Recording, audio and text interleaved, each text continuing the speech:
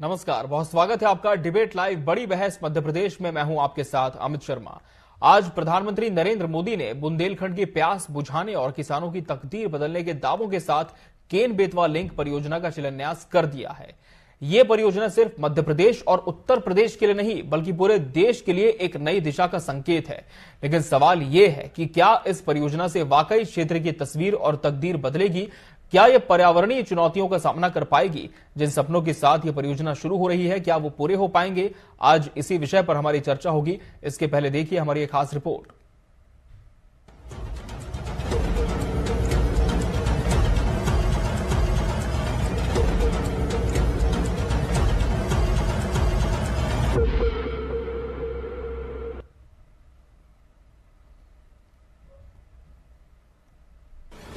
बुंदेलखंड की सूखी धरती, किसानों के टूटते सपने और पानी की हर बूंद के लिए तरसते गांव। ये कहानी है उस क्षेत्र की जो सालों से विकास की राह देख रहा था। लेकिन अब केन बेतवा लिंक परियोजना इस क्षेत्र के लिए उम्मीद की एक नई किरण लेकर आई है। प्रधानमंत्री नरेंद्र मोदी ने खजुराहो में इस परियोजना का शिलान्यास किया। इस एक वर्ष में एमपी में विकास को एक नई गति मिली है। आज भी यहां हजारों करोड़ रुपए की विकास परियोजनाओं की शुरुआत हुई है। आज ऐतिहासिक केन बेतवा लिंक परियोजना का दौधन बांध का शिलान्यास भी हुआ है। ओमकारेश्वर फ्लोटिंग सोलर प्लांट, उसका भी लोकार्पण हुआ है। और ये मध्य प्रदेश का पहला फ्लोटिंग प्लांट है। मैं इन परियोजनाओं के लिए एमपी के लोगों को ढेर सारी बधाई देता हूं। वहीं मुख्यमंत्री डॉक्टर मोहन यादव का कहना है कि ये परियोजना केवल पानी की आपूर्ति तक सीमित नहीं है। इससे बुंदेलखंड की अर्थव्यवस्था को भी नया जीवन मिलेगा। किसानों को सिंचाई के लिए पानी मिलेगा, उद्योगों को ऊर्जा और आम जनता को पीने का पानी मिलेगा। लेकिन इस परियोजना की राह आसान नहीं रही। इसका विचार सबसे पहले 2005 में आया, लेकिन तब इसे ठंडे बस्ते में डाल दिया गया।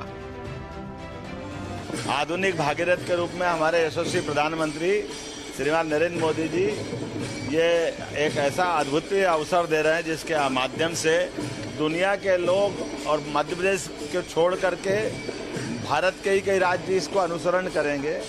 एक नया इतिहास प्रारंभ होगा जिसके माध्यम से इस समूचे क्षेत्र में न केवल पीने का पानी बल्कि सिंचाई का पानी, भविष्य में उद्योग धंधों के लिए पानी और सभी प्रकार के टूरिज्म को बढ़ाने के अवसर भी प्राप्त होंगे। इस परियोजना पर विपक्ष ने सवाल उठाए हैं। कांग्रेस का आरोप है कि भाजपा सरकार ने पर्यावरणीय चिंताओं और प्रभावित परिवारों के पुनर्वास को नजरअंदाज किया। ये परियोजना सिर्फ चुनावी वादा है। सरकार ने किसानों और प्रभावित परिवारों के लिए कोई ठोस योजना नहीं बनाई। पन्ना टाइगर रिजर्व को नुकसान होगा और इसका खामियाजा आने वाली पीढ़ियों को भुगतना पड़ेगा। अभी इस योजना में जो डूब क्षेत्र में आ रहे हैं एरिया, उनमें 2500 एकड़ के जो किसान हैं उनके तो मालिकाना हक ही खत्म हो गए। उन्हें तो मुआवजा मिलेगा ही नहीं। वो तो मारे मारे फिरेंगे। कितने परिवार भूखे मरेंगे। ये योजना जो है डॉक्टर के.एल. राव, जो इंदिरा गांधी की सरकार के सिंचाई मंत्री थे, उन्होंने इस योजना का प्रारूप बनाया था।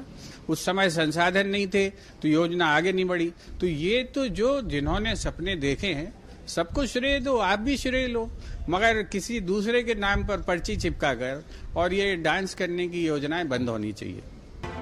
पर्यावरणविदों ने इस परियोजना पर कुछ सवाल उठाए हैं। पन्ना टाइगर रिजर्व का लगभग 9000 हेक्टेयर क्षेत्र प्रभावित होगा। वन्य जीवों और जैव विविधता को खतरा हो सकता है। हालांकि सरकार का दावा है कि पर्यावरणीय संतुलन बनाए रखने के लिए जरूरी कदम उठाए जा रहे हैं। अगर सही तरीके से पुनर्वास किया गया और टाइगर रिजर्व की सुरक्षा सुनिश्चित की गई तो ये परियोजना सफल हो सकती है। केन बेतवा लिंक परियोजना विकास का वादा है, लेकिन इसके रास्ते में पर्यावरणीय और राजनीतिक चुनौतियां हैं। ये देखना होगा कि ये परियोजना जमीन पर कितनी जल्दी और कितने प्रभावी तरीके से उतरती है। Bureau report, TV 24 news.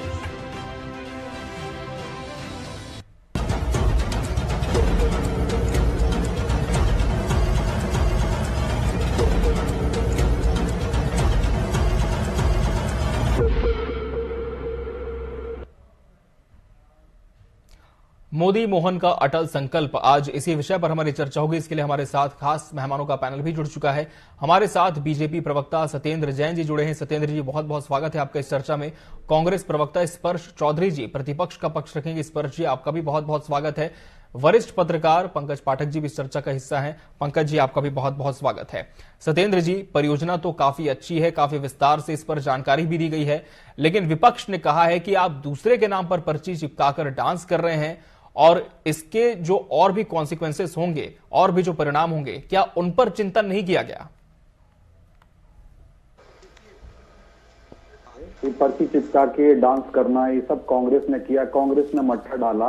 और कांग्रेस बताए, ये तो सुप्रीम कोर्ट का वर्डिक्ट आया। सुप्रीम कोर्ट ने 2022 में कहा कि रिवर लिंकिंग प्रोजेक्ट को करना चाहिए और सरकार को निर्देश दिए गए सुप्रीम कोर्ट के द्वारा। ये कांग्रेसी समर्थित इकोसिस्टम सुप्रीम कोर्ट तक गया था, ये विरोध करते रहे और ऐसे कई कांग्रेसी नेता हैं, इसको कहते थे क्या हो गया इनको, ये रिवर लिंकिंग कभी ऐसा हो सकता है कि नदियां जुड़ सकती हैं क्या, ऐसा कैसे हो जाएगा क्या, मतलब ये कहते थे मूर्खतापूर्ण बात करते हैं भाजपा के लोग और हमारी सरकार के ऊपर उपहास उड़ाया करते थे। अटल जी की बातों का उपहास उड़ाने वाली आज किस प्रकार से ये बातें कर रहे हैं, मुझे मतलब बड़ा शर्म आती है। इनको तो आज पश्चाताप का दिन है। सबसे पहले तो मैं यहीं से प्रारंभ करूंगा कि कांग्रेस के अंदर अगर कुछ नैतिकता बची है, अगर मध्य प्रदेश और भारत की जनता के कल्याण की भावना अगर बची हुई है इनके अंदर कि हमें जनता का राजनीति जनता के कल्याण का माध्यम होता है, तो ये पाप प्रायश्चित करना चाहिए अपने पापों का कि जो इसको सदैव देश को रोकने का प्रयास करते रहे, इसको मट्ठा डालने का काम करते रहे। जब सुप्रीम कोर्ट का वर्डिक्ट आया उसके बाद हुआ, और वो सुप्रीम कोर्ट का वर्डिक्ट भी इसलिए आ पाया अमित जी क्योंकि 2014 में भारत की भगवान रूपी जनता ने भारतीय जनता पार्टी को चुना।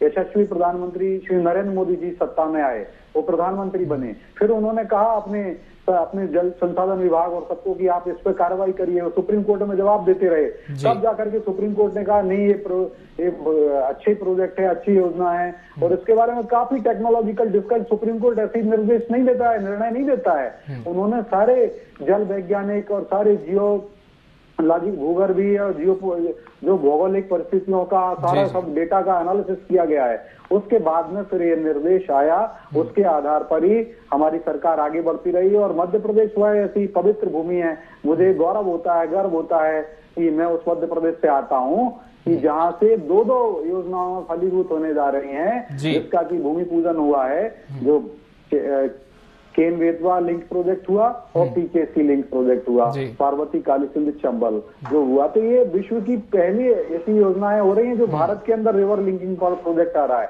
ये बहुत बड़ी उपलब्धि है, हम सभी के लिए गर्व करना चाहिए। मुझे लगता है इसमें राजनीति नहीं होना चाहिए और जिन लोगों ने इसमें पाप किया था इस योजना को रोकने का, क्योंकि अगर 10 वर्ष पहले आ जाती, 10 वर्ष कांग्रेस की सरकार रही, डॉक्टर मनमोहन सिंह जी उसी पर जवाब ले लेते हैं रहे, लेकिन तब उसको ठंडे बस्ते में डाल दिया गया। मोदी जी के आने के बाद उसको लिया। अगर सोचिए पहले भलीभूत था वो आज लिंकिंग प्रोजेक्ट हो गया। बिल्कुल, स्पर्श जी, कहा यह भी गया है कि मूर्त रूप तो कांग्रेस के समय इसका तैयार हुआ था, लेकिन अब जाकर धरातल पर योजना उतर पाई है। तो इतना समय जो लगा, काफी तकनीकी पहलुओं पर चर्चा की गई होगी, तमाम तरह के कॉन्सिक्वेंसेस को देखा गया होगा, उसके बाद ये योजना आई है। तो क्या कांग्रेस इस योजना का स्वागत करती है या कोई खामी आप देखते हैं इसमें? देखिए क्या होता है जी, मेरी आवाज आ रही है? जी स्पर्श जी, आपका आवाज मिल रही है। जी, देखिए क्या होता है, मेरे आपके लिए टीवी डिबेट्स करना बहुत आसान है। जब हम रिसर्च करते हैं, मैं मेरी बात नहीं कर रही, जो एक्सपर्ट पूरा डेटा एनालिसिस करते हैं, तो अगर आप इसके अतीत में जाएंगे केन बेतवा लिंक प्रोजेक्ट के, तो उदाहरण के तौर पर मैं एक छोटा सा बात लेती हूँ। वाटर सरप्लस का एक कॉन्सेप्ट लिया गया कि केन में एक नदी में ज्यादा, एक क्षेत्र में ज्यादा, एक में कम है, तो जोड़ देंगे। मजे की बात यह है कि जब मैं उसको पढ़ रही थी, रिपोर्ट्स को पढ़ रही थी, तो हमने साल पुराना हाइड्रोलॉजिकल डेटा के आधार पर जो रिपोर्ट बनी है। इसके अलावा एनवायरमेंटल इम्पैक्ट असेसमेंट जो हुआ है, जितने भी एक्सपर्ट्स हैं, हिमांशु ठक्कर, बहुत सारे आप पर्यावरण विदों के आप गूगल करेंगे तो आपको मिल जाएंगे रिपोर्ट्स में, उनका साफ साफ कहना है कि वाटर सरप्लस के आधार पर आप रिवर लिंकिंग करें, वहां फेल है। एनवायरमेंटल इम्पैक्ट असेसमेंट में बहुत सारी प्रक्रियाओं का वो धता बताई गई, किनारे रखकर प्रक्रियाएं हुई हैं और इसीलिए शायद इतने लंबे समय तक इसका विरोध भी हुआ है, क्योंकि एक्सपर्ट्स जो कह रहे थे कि आप भी जानते हैं कि राजनीति एक तरफ है, लेकिन अल्टीमेटली जो लोग इससे प्रभावित होंगे, जिनकी जैसे सरदार सरोवर बांध है, जो लोग असली में प्रभावित हुए हैं, उनको उनका जो पुनर्वास है उसका मुद्दा कौन उठाएगा? क्योंकि पुनर्वास का जो समस्या है वो अभी भी बनी, बड़वानी जिले में धरना देना पड़ा था लोगों को। तो मेरा कहने का मतलब क्या है, और हम सभी यही कह रहे हैं, कांग्रेस क्या ये विकास का मुद्दा है? दरअसल सतत विकास का एक बहुत बड़ा मुद्दा है यहाँ, कि हम डेटा रिसर्च करते हैं, सरकारें कोई भी क्रेडिट लेना चाह रहा है, आप वो बात सही कही है कि आप पुरानी योजनाओं को अपने इवेंट मैनेजमेंट का अपना जो ठप्पा देना चाहते हैं वो एक अलग बात है, लेकिन जिन पर इसका प्रभाव पड़ेगा कृपया वो देखिए। पुनर्वास आप कैसा कर रहे हैं? क्या पब्लिक हियरिंग्स हुई हैं? क्या एनवायरमेंटल इंपैक्ट असेसमेंट की प्रक्रियाओं से आप सही गुजरे? मेरे सामने आंकड़े हैं कि 28% पन्ना नेशनल पार्क का हिस्सा अलग अलग तरीके से प्रभावित होगा। ऐसे बहुत सारे आंकड़े हैं। नदी का प्रवाह जो उसको हाइड्रोलॉजी कहते हैं वो प्रभावित होगा। तो कहने का मतलब यह है कि जब हम इतने लाखों करोड़ों लगा रहे हैं तो कॉस्ट बेनिफिट किस हद तक हम देख पा रहे हैं? आज जिस जनता को पता चला कि पूरे घर ही बेघर ही हो गए हैं, वैसी लड़ाई लड़ना पड़ा जैसे सरदार सरोवर वालों को लड़ना पड़ रहा है, तो फिर क्या भाव पड़ेगा? विकास किसके लिए फिर? ठीक है, इस पर मैं जवाब जरूर लूंगा। फिलहाल वरिष्ठ पत्रकार पंकज पाठक जी का भी हम रुख करेंगे। पंकज जी, क्या इस योजना में सब कुछ बहुत अच्छा है या फिर कोई दूसरा पहलू भी है जिस पर गौर किया जाना चाहिए? देखिए, ब्रिटिश इंडिया के टाइम में जी 1930 में सबसे पहले ब्रिटिश इंडिया के किसी अधिकारी ने इसका प्रपोजल रखा था। जी सर। लेकिन इसमें कंसेंसस नहीं बन पाई और आखिरकार ये सब इसमें चलता रहा। जो आज शुरू आजादी के बाद चला था, कुछ इसमें बहस शुरुआत, वो सब चीजें आजादी के पहले भी चली। उसके बाद आजादी के बाद फिर ये विषय उठा और इसमें कम से कम मैं सोचता हूँ कि सैकड़ों रिपोर्ट्स तैयार की गई और सरकारों को सबमिट की गई। जो सरकारें आई केंद्र में उनको, क्योंकि सरकार ने इसको माना नहीं। कांग्रेस सरकार इसको शुरू से इसके पक्ष में नहीं रही है, ये बात तो सही है। लेकिन जब से एनडीए बना है और अटल जी की सरकार जब आई तो अटल जी ने इससे सहमति व्यक्त की थी और अटल जी के समय ये योजना फिर उन्होंने क्रियान्वित करने के लिए प्रयास शुरू किया। लेकिन अटल जी का कार्यकाल भी 6 साल में समाप्त हो गया था। उसके बाद फिर नरेंद्र मोदी की सरकार में इसको टेकअप किया गया और फिर कम से कम देश की 37 नदियों को 3 रिवर इंटरलिंक प्रोजेक्ट से जोड़ने की एक योजना, महती योजना बनाई, जिसमें ये जो आज प्रधानमंत्री ने खजुराहो में जिसका शुभारंभ किया है, भूमि पूजन, एक वो योजना थी। एक जो केन बेतवा लिंक प्रोजेक्ट है वो केंद्र सरकार की योजना है। वो मतलब केंद्र प्रवर्तित योजना है जिसमें 1 लाख करोड़ रुपया खर्च हो रहा है और 90% जो है केंद्र ही इसमें देगा। तो इसमें उत्तर प्रदेश के भी चाहिए, मतलब बुंदेलखंड इसमें, मध्य प्रदेश का, उत्तर प्रदेश का बुंदेलखंड इसमें पूरा सूखे की चपेट से बाहर आ जाएगा, ऐसा इनका कहना है केंद्र सरकार का और राज्य सरकार का। तो भारतीय जनता पार्टी की जो सरकारें रही हैं वो इनके पक्ष में है और कांग्रेस की सरकार इनके विपक्ष में है। अब मेरा मत इसमें यह है कि योजना कोई भी हो, वो मेधा पाटकर की हो, कांग्रेस की हो, मनमोहन सिंह की हो या नरेंद्र मोदी की हो या अटल जी, किसी की भी हो, प्रश्न सबसे बड़ा ये है कि देश में जो 37 नदियां, बड़ी नदियां हैं, उनमें जो सरप्लस पानी होता है और बाढ़ का पानी जो है वो तबाही मचाता है। और दूसरा दुर्भाग्य हमारे देश में यह है कि उसी दौरान जो है एक क्षेत्र ऐसा होता है बहुत बड़ा जो कि सूखे में आ जाता है, जैसे राजस्थान है, जैसे हमारे मध्य प्रदेश का मालवांचल है। तो वो ये एक प्रसंगति है कि एक में बाढ़, एक में सूखा और पानी की कोई कमी नहीं है।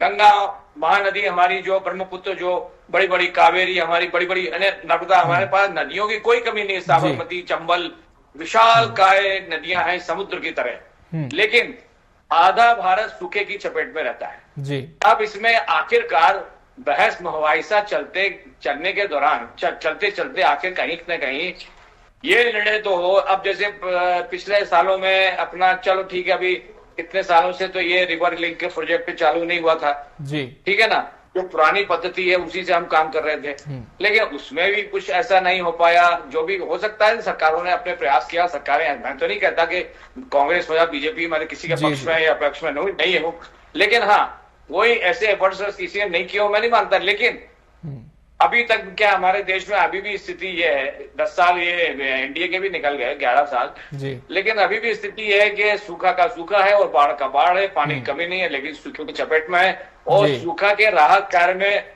हजारों लाखों करोड़ रुपया अरबों रुपया खर्च हो जाता है जी, राहत कार्य में खर्च हो जाता है जी। लेकिन सर इस योजना के बाद क्या बदलाव देख पा रहे हैं? इस योजना के बाद क्या स्थिति बदलेगी सर? ये जी, कि ठीक है भाई, फिर एक प्रोजेक्ट है, इसको भी आजमा लिया जाए जी। इसके भी एक मैं सोचता हूँ कि एक पायलट प्रोजेक्ट के रूप में इसको ले लिया जाए। कांग्रेस चाहे तो एक सहमति केंद्र सरकार के साथ ये बना ले जी कि ठीक है भाई, एक पायलट प्रोजेक्ट के रूप में केन बेतवा को देख लिया जाए। चलिए, तो फिलहाल आजमाया जाए, शुरुआती स्टेज पर प्रोजेक्ट रखा जाए, पायलट प्रोजेक्ट, और अगर नतीजे सकारात्मक होते हैं तो बढ़ाया जाए। सत्येंद्र जी, क्या इस बात से आप इत्तेफाक रखते हैं? क्योंकि कांग्रेस भी यही चिंता जाहिर कर रही है, बार बार ये कह रही कि तकनीकी पहलुओं को नहीं देखा गया, गौर नहीं किया गया, तो प्रभाव कहां तक देख पा रहे हैं सत्येंद्र जी? अमित जी देखिए, मैं तो बताता हूं आपको, मैंने सुप्रीम कोर्ट के वर्डिक्ट से प्रारंभ किया। अब सुप्रीम कोर्ट से बड़ा चिंतक, विचारक और टेक्निकली बोलने साइंटिफिक कोई नहीं हो सकता। सुप्रीम कोर्ट ऐसे निर्णय नहीं देता भाई, तो ये सारी बातें निर्मूल हो जाती हैं। सुप्रीम कोर्ट ने कहा 5 नदियों का पूरे देश भर में पहले आप करिए, तो ये दो प्रोजेक्ट तो मध्य प्रदेश से प्रारंभ हुए हैं। तो मुझे लगता है कि जिस प्रकार की बातें निराधार है, और जो वरिष्ठ पत्रकार पंकज जी ने कहा कि कांग्रेस का रिलक्टेंसी रही है, कांग्रेस ने मट्ठा डाला है, सही बताएं तो ये बात सही है। और ये अब आप सिरे लेने की बात करने लगे हैं तो ये रिवर्स में आ रहे हैं, ये उचित नहीं है। कांग्रेस ने सदैव ऐसी इन योजनाओं का विरोध किया। और मैं जिस प्रकार से बात कहूं कि क्या आप देखिए, ये इस योजना के द्वारा लगभग 10.5 लाख 11 लाख हेक्टेयर यूपी और एमपी का मिला करके ये इतनी भूमि सिंचित हो जाएगी। आप सोचिए, हमारे मध्य प्रदेश में जब हमें सत्ता भगवान रूपी जनता ने सौंपी 2003 में, तब 7.5 लाख हेक्टेयर के आसपास की भूमि सिंचित होती थी, उससे ज्यादा इसमें सिंचित होने जा रही। तो सोचिए, 45 साल कांग्रेस का शासन रहा मध्य प्रदेश में, उसके पहले 200 साल अंग्रेजों का शासन रहा, उसके पहले 800 साल मुगलों का शासन रहा, उसके पहले हमारे राजा महाराजाओं ने शासन किया, सबके प्रयास रहे। और 45 साल कांग्रेस का रहा स्वतंत्रता के पश्चात मध्य प्रदेश में शासन, मध्य प्रदेश का ये तब मिलाकर के 7.5 लाख हेक्टेयर हुआ, और इसी में 10.5 लाख हेक्टेयर से ज्यादा हो रहा, लगभग 11 लाख हेक्टेयर। और भी सहायक प्रोजेक्ट जोड़ते जा रहे हैं तो बढ़ जाएगा ये सिंचित होने का रकबा। साथ ही साथ मध्य प्रदेश में आज 50 लाख हेक्टेयर से ज्यादा भूमि सिंचित हो गई है। तो ये कहीं ना कहीं हमारी जल संवर्धन के प्रति, जल संरक्षण के प्रति और जल स्रोतों को शुद्ध रखने के प्रति भी हमारी प्रतिबद्धता झलकाती है। अब गंगा की बात कर लें, माँ गंगा की, अब जो देखिए गंगा में आपने देखा अभी इतना बड़ा महाकुंभ चल रहा है प्रयाग में, और उसके लिए 50 करोड़ के लगभग देश दुनिया से लोग आएंगे वहां पर। और जिस प्रकार से वहां पर ईटीपी प्लांट्स लगाए गए हैं, नालों का जो गंदा पानी मिलता था उसको रोकने का काम किया अभूतपूर्व। और स्वयं प्रियंका वाड्रा जी चुनाव प्रचार में गई तो उन्होंने उस जल का आचमन भी किया, उससे उनको उस जल को ग्रहण किया, पिया उस गंगा का जल। तो हमने पवित्र बनाने का काम किया। आगे भी जल शुद्धिकरण करेंगे, क्योंकि हम तो जीवात भूतम परमम जलम बिना तत् कुतो जीवनम, पंच तत्वों को मानते हैं। और पंच तत्वों में एक जल तत्व होता है, उस जल तत्व भी परम जीवन का परम तत्व है, आधार है।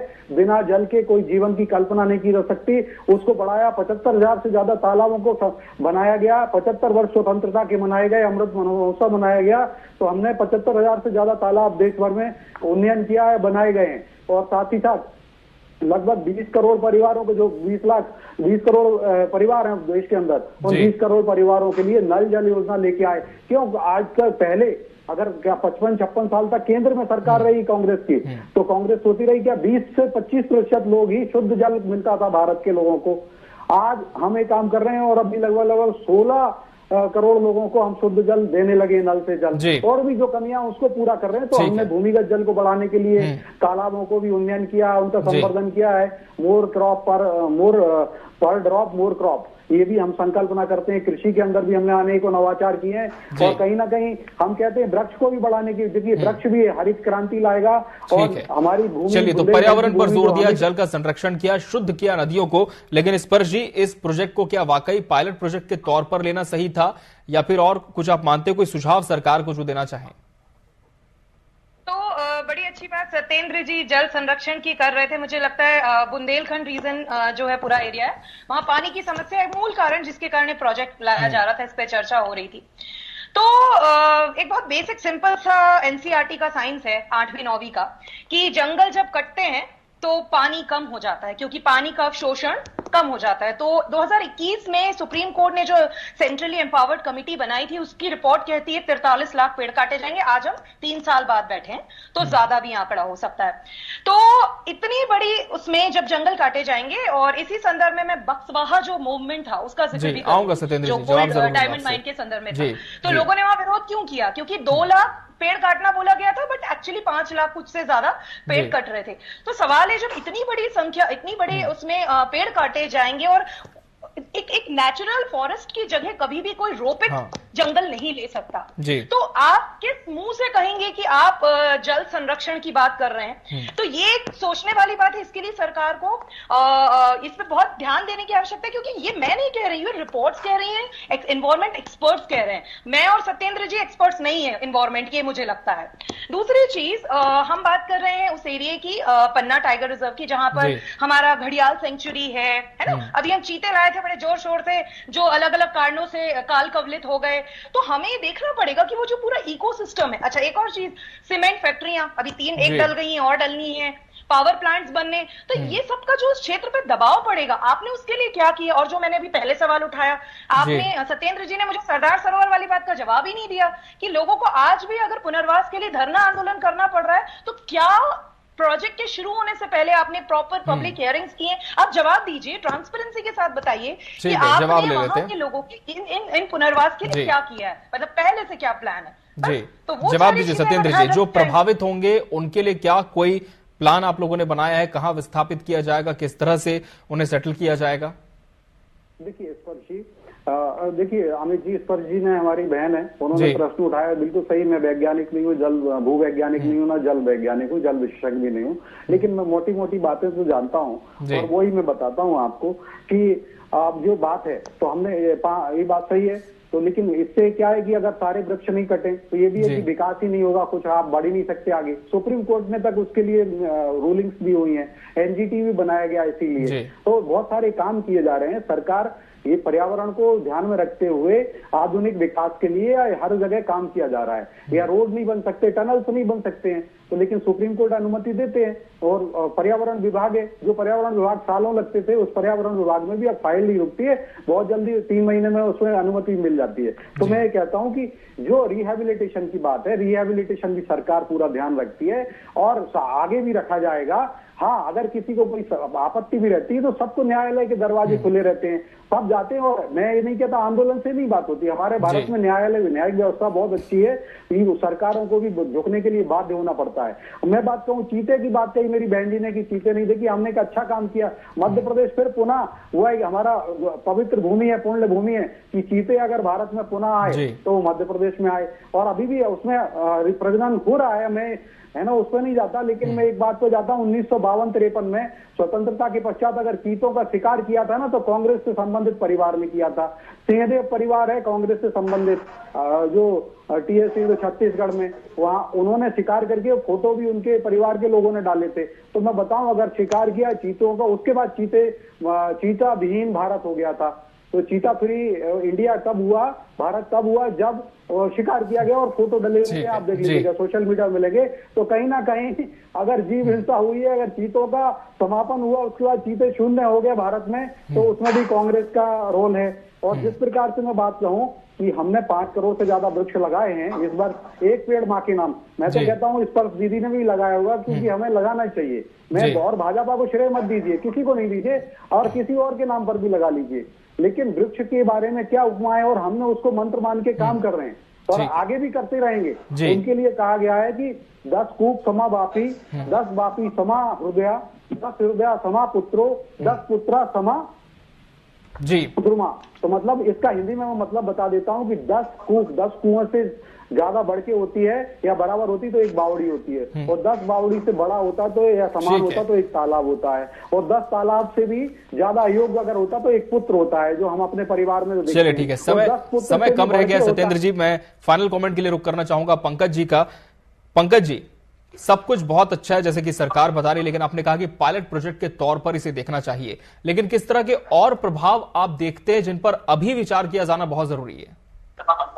नहीं, मैंने ये नहीं कहा कि पायलट प्रोजेक्ट पे विचार हो जी। मैंने ये कहा, एक सुझाव दिया कि कांग्रेस को अगर बहुत अधिक आपत्ति इस पे है तो कांग्रेस इसमें चर्चा में शामिल होकर केंद्र सरकार को इस बात के लिए राजी करे कि इसमें केन बेतवा को, और जो चूंकि दूसरा योजना पे भी काम शुरू हो गया है आपका, ये जो चंबल, काली सिंध और पार्वती जो उत्तर प्रदेश राजस्थान के साथ मिलकर कर रहे हैं, अब उसमें आधे से ज्यादा राजस्थान जो रेगिस्तान में है, जो कि 100-200 साल से उस पर कोई काम नहीं हुआ, उसके ऊपर कोई निराकरण नहीं हुआ, उसका कोई योजना नहीं बनी, कुछ नहीं हुई, जो बनी है वो कूड़ेदान के हवाले हो गई है, उसका कोई रिजल्ट नहीं आया। तो वो जो योजनाएं हैं, इससे जो राजस्थान को और बुंदेलखंड को लाभ मिल रहा है, वो जो मिल सकता है, तो ये 2 पायलट प्रोजेक्ट बने उस रूप में रहे, इनका एक देख लें हम करके कि क्या इसके नतीजे आ रहे हैं। ये कांग्रेस उनके साथ एक सहमति बना ले और वो सहमति बनाने के लिए तैयार हो जाए, तो ये केंद्र सरकार का मामला।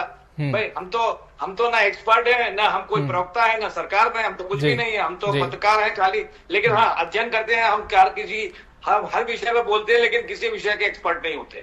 लेकिन एक चीज है कि ये जरूर है कि अब इसके बाद देखिए, केंद्र ने 2 बड़ी योजनाएं ले ली, ये केंद्र प्रवृत्ति योजना हुई। अब बाकी जो प्रोजेक्ट हैं वो सारे के सारे, उसमें से कितने केंद्र अपने हाथ में रखेगी, बाकी राज्य की जो छोटी छोटी नदियां हैं उन नदियों को आपस में इंटरकनेक्ट किया जाएगा।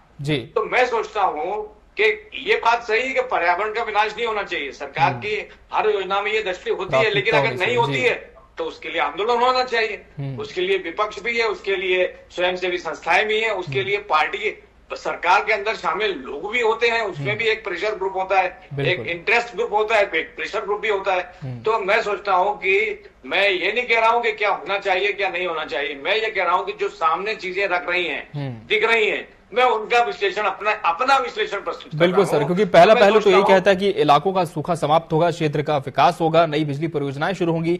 दूसरा पहलू ये भी है कि पन्ना टाइगर रिजर्व जो कि केन नदी पर 77 मीटर ऊंचाई पर है, उसका कई किलोमीटर का जो क्षेत्र है वहां जब बांध बनेगा तो डुबान में भी आ जाएगा। तो तमाम पहलुओं पर गौर करते हुए इसे लाया जाए और धरातल पर इसका किसी तरह का नकारात्मक प्रभाव ना हो, ये सबकी मंशा हो। बहरहाल समय हमारे पास इतना ही था इस चर्चा के लिए। आप सभी मेहमानों का बहुत बहुत धन्यवाद हमसे इसमें जुड़ने के लिए।